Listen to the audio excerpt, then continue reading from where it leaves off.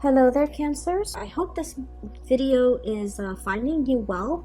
I apologize for the delay with this reading. I was traveling the past few days and I got really sick with the flu.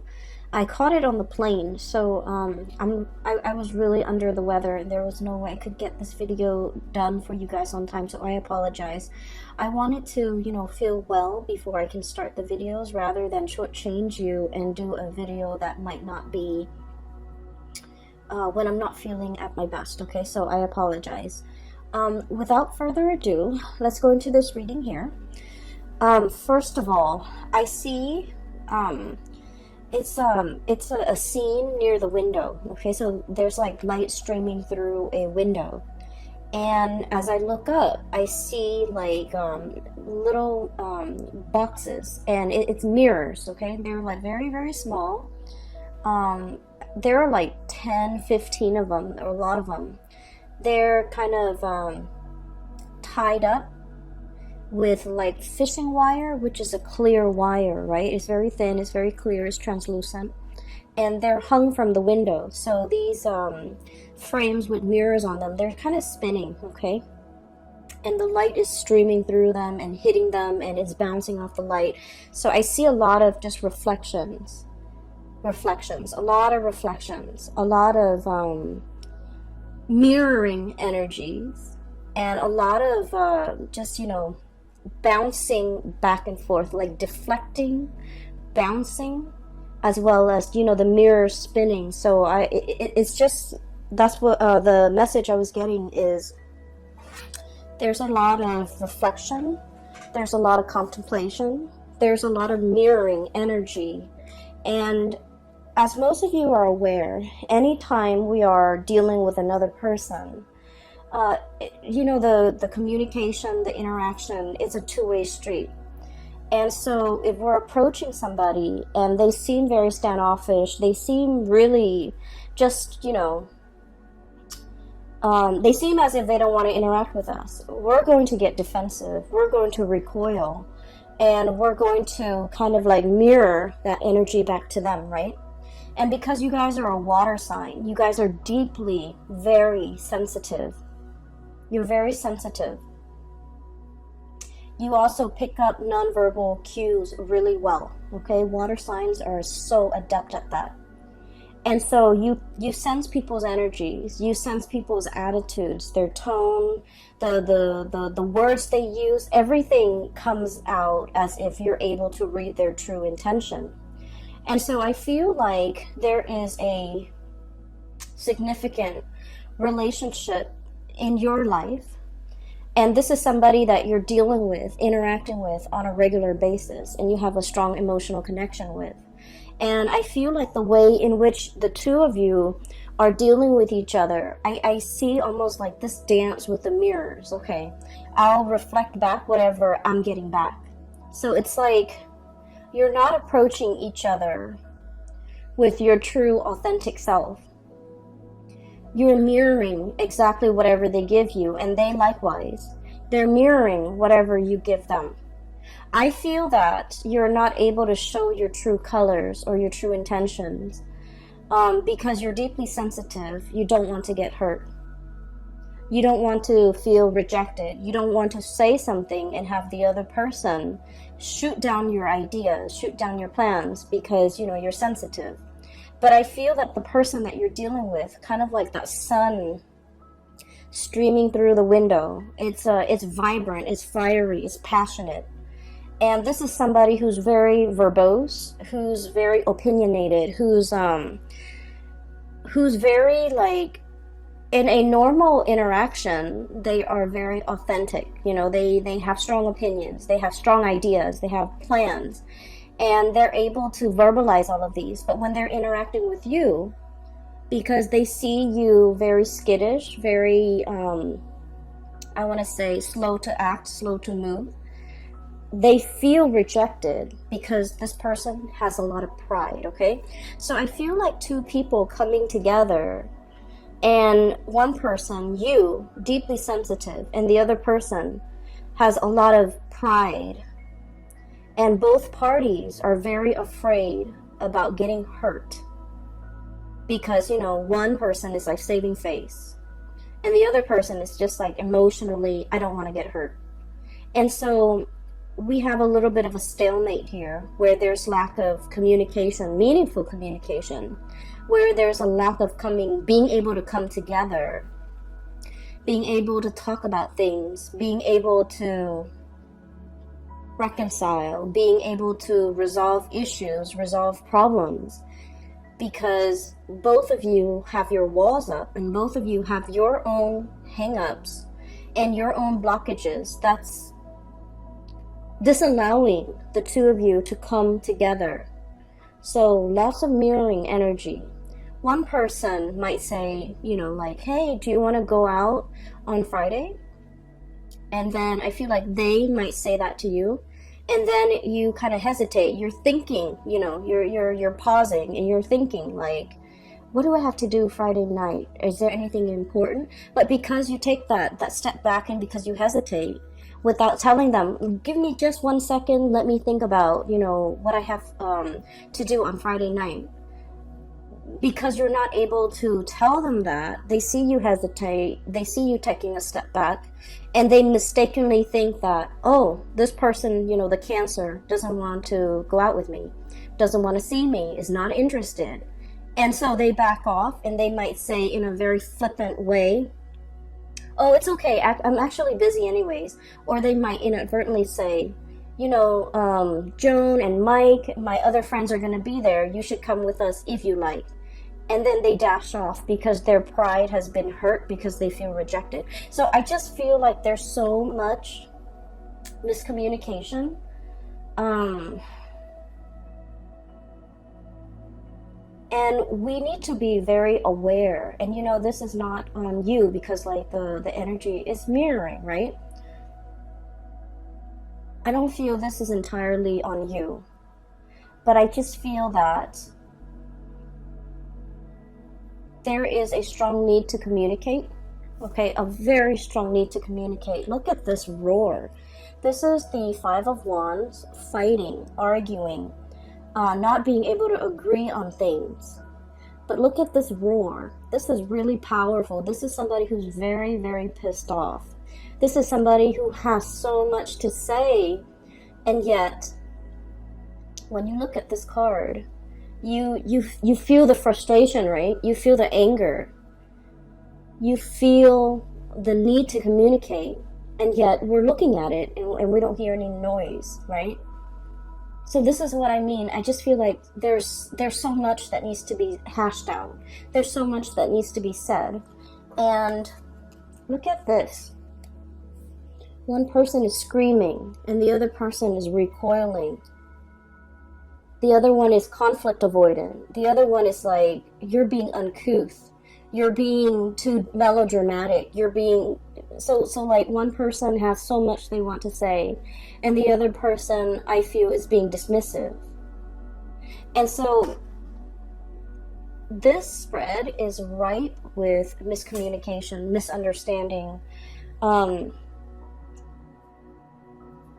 not being able to put ourselves in another person's shoes. That's what it feels like to me.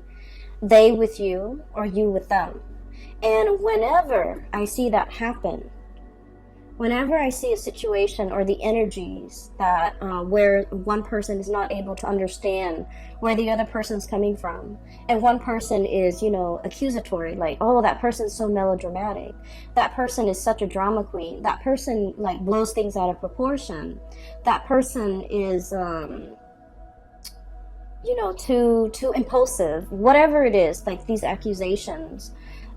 Every time we do that, I feel as if the other person, you know, whenever anger or really strong emotions come out, it's rarely just about one thing, right? It's a series of things, of life experiences, a culmination of all the things that could go wrong. And it's kind of like, you know, on that day, it's the perfect storm condition happens, and then that person just blows up. So it's just rarely one major factor, one major event. It's a series of things that contributed to this outpouring of really strong emotions. And we can't be dismissive. We have to, begin the process of learning to put ourselves in somebody else's shoes little by little, day by day, to be able to understand how a series of events have shaped the person that they are, and what we can do in order, given their penchants for possibly blowing up, being very emotionally explosive, or being melodramatic, whatever we want to call it. Those are symptoms of something deeper, right? I'm not asking you to be a psychiatrist. I'm not asking you to be anybody's therapist. I am asking you, as from what I see here, is to listen to what's really bothering the other person without projecting. Okay? Leaving our preconceived notions at the door when we're dealing with this situation, so that we can really hear what the other person is trying to say to us. And I mentioned before, you guys are deeply sensitive. You guys are very deeply sensitive. And you pick up a lot of nonverbal cues that other signs miss, because you're very observant. You understand human behavior. You understand things really well in a very intuitive, automatic way. But when you're dealing with this person, I feel like, you have your mind made up about them. They are a certain way. And so conversation is at a standstill, because in your mind, they are this way, and nothing they can do will ever change that. And so you don't want to listen, or you tune out, or you dash out the door. You don't want to, it seems to me like it's dismissive. Okay, and once again, it's a mirroring energy. So they could be doing the same thing to you. And so one of the things that we can do to kind of de-escalate this tension as we progress through, January, we have here the Hangman. And we have the Ace of Swords. So let me talk about this, because this is pretty much your outcome. This is like the saving grace in this spread. Both amazing cards, okay? The Ace of the Ace of Feathers. This is the Ace of Swords, okay? Understanding. And this is not about understanding how something works, understanding how events transpired, understanding what happened. It's requiring you to look at things from a different perspective with the Hangman. Okay, looking at life upside down. So, one of the things that I was taught about my job, which my main job, was a lot of the times we are very quick. When someone gives us a piece of information, we're very quick about tearing it apart, dissecting it, and proving it wrong, right? The way our mind works. And in using the scientific method, we want to test theories, test hypotheses, and we want to, given a fact, we think of all the ways in which it could be false. But the work that I'm doing right now is the opposite of that, because given a piece of information, we think about all the ways in which it could be true. So we operate under the assumption that it could be true. And then we ask questions around it to either debunk it or to prove its truth. And so I feel like there's a lot to be said here about a situation where you understand it, you understand how it works, you understand what it encapsulates, you understand what it's about. But it's really forcing you to look at things from a different perspective. And really questioning, do you know all there is to know about the situation? Is there something that you're overlooking? With this Ace of Feathers, this is almost like, the goat is really cute, right? Like in this depiction, he's very adorable. But he's also got his head held up. It's like turning up your nose at something. It's like being a little bit, I want to say, presumptuous, and being a little bit like, oh, I already know that. So it's really asking you, Is there something that you might possibly overlook? Is there something about this situation that you're not 100% aware of? Is there some missing information that could potentially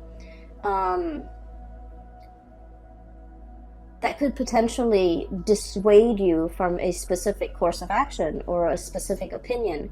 Is there some major piece of information that could turn this situation around? Because I feel like at the very last moment, there's going to be something coming into the picture that will turn the situation around. A last piece of information, a last ditch attempt, because I feel like somebody is trying to communicate with you.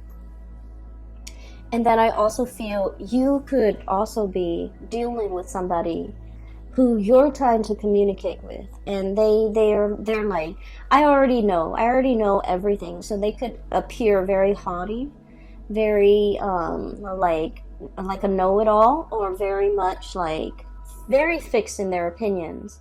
They've got their minds made up, and nothing can persuade them otherwise. And I feel like at the very last minute, it's like a very last-ditch attempt to turn a situation around. Okay? It brings about clarity. It slashes through all these assumptions and presumptions we have about the situation or the person. And then I also feel like it's going to throw a wrench in the works, because it's taking into account a factor, a piece of information that you have not thought about prior. And because of that, it turns the situation around. Okay, I do feel it's for the better. I don't feel that you have to worry about that.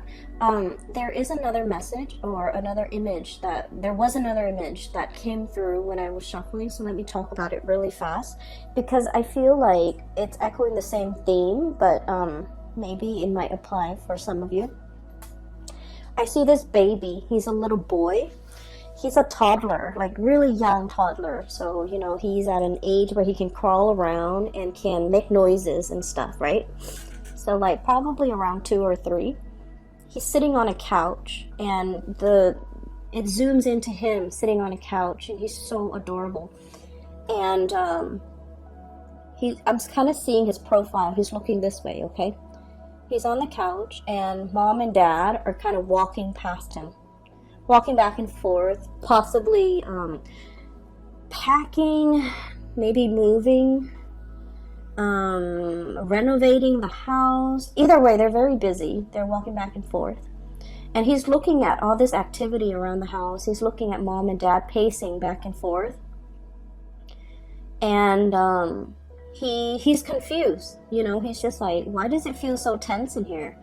Why does it feel so busy? Why do they both seem so worried? So keep in mind, his whole world revolves around his mom and dad, okay? So babies are designed in such a way that, you know, they recognize their caretakers. They recognize the person that will feed them, the person that will tuck them into bed, the person that will protect them from harm. So, you know, it's an evolutionary development where in utero, they recognize their mother's voice, their father's voice, if the father's in the picture. And they recognize, you know, for sheer survival instincts, they recognize faces of the people that will take care of them. And so he's looking at the faces of his parents, and I don't see their faces. I just see them kind of like walking back and forth near him. And they seem worried, they seem distressed, and he's just like, he feels anxious, but he's a baby, he doesn't know why. And then he's kind of scared a little bit. He feels uncomfortable, he feels scared, so he reaches his arms up. And when babies do that, it means they want comfort. They want to be held. They want to be close to you. They want to either soothe themselves or even sometimes soothe you. And mom and dad is just walking back and forth. They're too busy and wrapped up in their own things, and they don't notice that he's crying for attention. So he does that, and then he gets ignored, and then he, you know, starts making noise with his mouth, and he gets ignored, and then he starts crying. But I don't hear any noise. I don't hear any sound. I don't hear the sound of the child crying. I just saw this scene where there's a situation that where somebody is like reaching out, trying to contact, trying to communicate, they might not have the vocabulary in which to communicate with you. And so the scene cuts out. So I feel as if it's asking you, you know, is there somebody in your life that you're not giving enough attention to? And, you know, God forbid, I don't think it's like a toddler, but I feel like it's somebody who is not able to communicate, who might not have the vocabulary, who might not have the linguistic skills, who might not be mentally aware of their needs and their wants. They just know that they feel uncomfortable. They just know that they want to break the silence. They just want attention. They just want you to focus on them. And you're very busy going about your day. And this is where I feel like, you know, you feel like the other person might be a little bit melodramatic, but I feel like you're dealing with someone who's very deeply intuitive and very deeply sensitive as well. The way in which they project it is they're very proud. Okay, so when they want something and it's shut down, then they recoil and they never ask again. Okay, so that's what I'm sensing. I feel for many of you, there's a situation here. It's like a love relationship. It could be family as well, but I feel more so love relationship with a significant other, where one person might want to be, you know, intimate, and the other person's very busy. And then the person that wants to be intimate asks, like, hey, you know, let's spend the night together. And the other person's like, I'm busy. So just imagine if someone is like coming to you with their all, with their hearts on their sleeves, wanting to have, you know, like making themselves very vulnerable, wanting to be intimate with you in like a very vulnerable way, emotionally, physically, and just giving you their full being, and you're telling them, oh, I'm busy. And you don't follow up with more explanations. You don't follow up with like a hug. You don't follow up with like a promise. Oh, we'll do this next time, you know? It's very hurtful. So I feel like somebody might be dealing with this, and then it happens time and time again. And it's hurtful. And you know, you become callous. You stop asking. You stop wanting to be intimate. You become resentful. You start wanting to get back at the other person. You start wanting to do things and say things and behave in a way so that the other person knows and sees and understands that, oh, I don't need you. Because that's what I'm feeling here. We have here the Four of Wands. This is a family situation, but what I'm seeing here is this is turning away. And then I have here the Empress. Very bashful. You know, bunnies are very skittish, okay? They're very shy innately and very warm and cuddly, but in this situation, it's like you come at somebody with your all, and without an explanation, it feels like somebody's rejecting another person. And then over time, so that same scenario, over time, you know, the one person has been turned down many times. They become callous. They become resentful. And then when their partner is in a tough situation and their partner needs them, then they're just like, oh, you're being melodramatic, you know.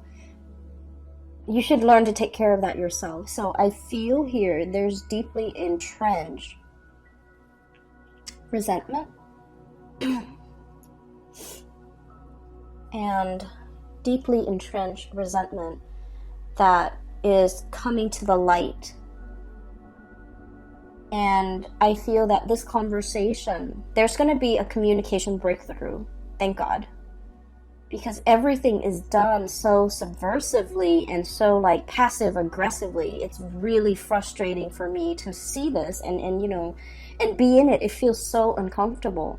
So everything has been under the radar, has been done in a very passive aggressive manner, has been, you know, like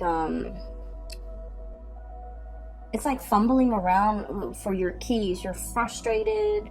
It's dark, you can't see what you're looking at. You're trying multiple sets of keys to get into your house so you can, you know, rest and recuperate. And you're fumbling, and it's cold outside, and it's like a combination of things, and it just piles on, and it's really uncomfortable.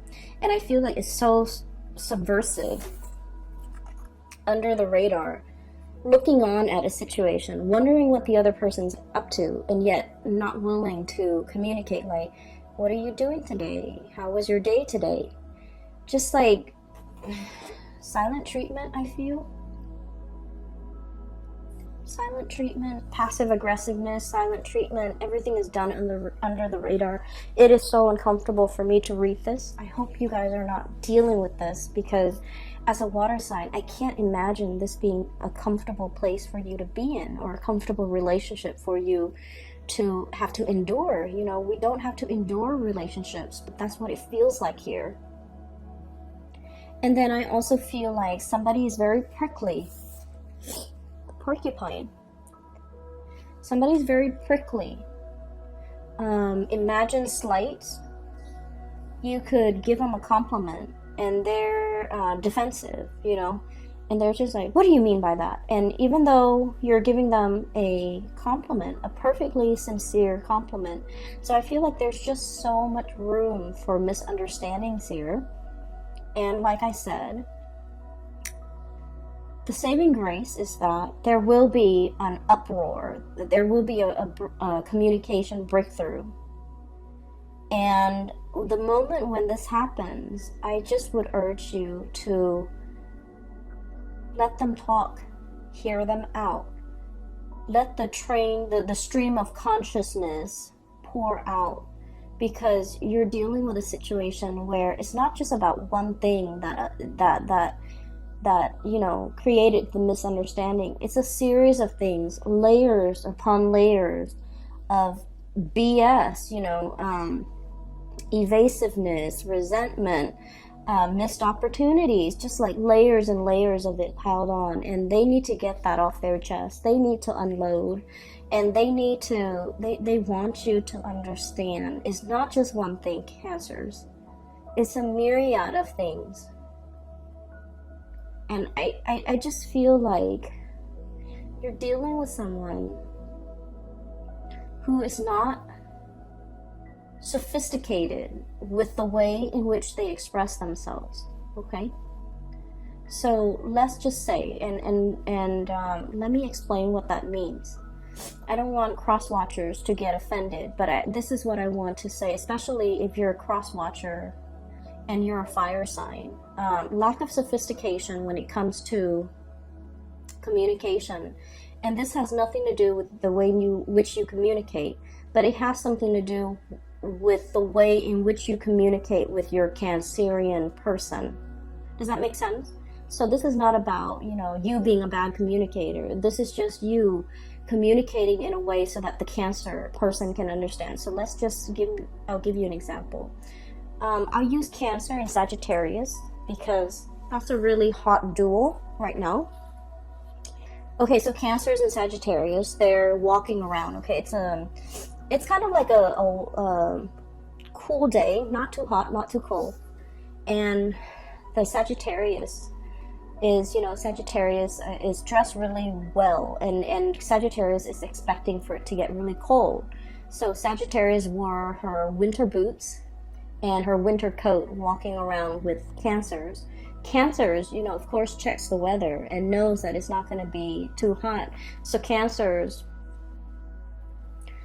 is dressed appropriately, sneakers, a light jacket, and, you know, is feeling really comfortable. And then Sagittarius is walking around, getting a little bit hot, getting a little bit like warm under the collar, and they're realizing that their boots It's not appropriate, and they're realizing that it's hurting their feet, and they're realizing that their wool socks is burning up, and so they're getting frustrated, and everything is just, it seems like because of their own physical discomfort, everything that day just becomes bad. Okay, they could go to like the nicest restaurant, and then Sagittarius is just frustrated and it's like, I don't like the food, I feel hot, I feel tired, my feet are uncomfortable. And so you feel like the Sagittarius person is very melodramatic, and the Sagittarius person doesn't want to ruin the fun, doesn't want to say let's go home, doesn't want to say like, it's like there are so many things the Sagittarius person might not know what is really bothering them. And what is really bothering them could be as simple as, my shoes are too hot, my socks are too hot, I'm not dressed appropriately, I'm wearing this big coat and I just want to throw away this big coat so I can be comfortable.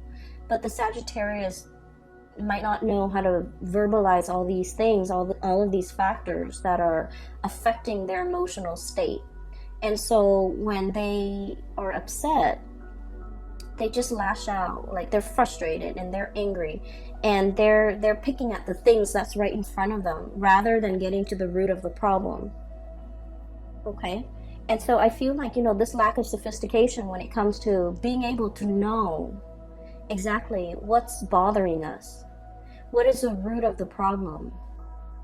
And like I said, I mean, in their defense, it's like, it's a lattice, like a lattice on a pie, layers upon layers of things over the years, just piling on. And, I feel like one person is not able to forget all of the slights, all of the hurts, all of the rejection, all of the times in which the other person made us feel this little, and they hold on to that resentment. And so I do urge you to be patient with whoever it is that you're dealing with. And if you are a cross watcher, I do urge you to be very patient with your Cancerian person, because I feel like there's a very important conversation that needs to be had. Temperance, we have patience. Things are not always black and white, okay? Layers upon layers. Okay, things are not always just clear cut. Some people don't see things in black and white. Some people are just like, let's make allowances for gray areas. Let's, in the real world, things are rarely neatly compartmentalized in their equivalent parts like this. So this is sort of like, give and take. I say one thing, you say another. We both try to hear each other's side of the story, and being patient as well. The stripes on the zebra helps it blend into its environment, okay? So it's like being able to blend in, but also being able to put ourselves in another person's shoes, okay? So I feel like this is what's coming through for you guys. And I have here no pentacles suit. So no news is good news on the financial front. And I feel like finances is going to be the least of your concern, because you have a very important conversation that needs to be had with another person. And I do hope that you get it resolved. I do hope that the two of you can, at least in this moment in time, see eye to eye, understand one another, and approach this conversation with a lot of understanding, a lot of intention to try to understand, a lot of compassion. A lot of compassion, okay? And I pray that if you're dealing with this in a cross-watcher, that they are also approaching this with a lot of compassion. But I do feel somebody's really pissed off, okay? Very prickly, very defensive, and 5 of acorns. Melodramatic, okay? And just like they want to be heard so badly. And so, give them the time of day if you're dealing with them, okay? I know it's easier said than done, because I feel like this is a long-standing conflict, and it's deeply entrenched and it's uncomfortable. But you know, I had a situation where I had a major confrontation, and what I did ahead of time was to pray that both sides could reach an agreement that is favorable. And I kept that in mind during the confrontation, and at the end, everything worked out. You have to set the intention that both sides can, see the light, both sides can sympathize, and then both sides can come together with a lot of compassion during this conversation. And I feel like everything will work out, the best outcome for all, okay? The intention has to be set without expectations. So it's not about, I want to win this argument, or I want them to see how much they've made me suffer. It's not about that. It's about, doing what's best for both parties and approaching a situation with compassion from both sides. I will leave it at that for you, Cancer. I hope the February reading brings you a lot more closure and a lot more peace. I apologize if this sounds negative. It's what I'm seeing, so I have to relay what I see.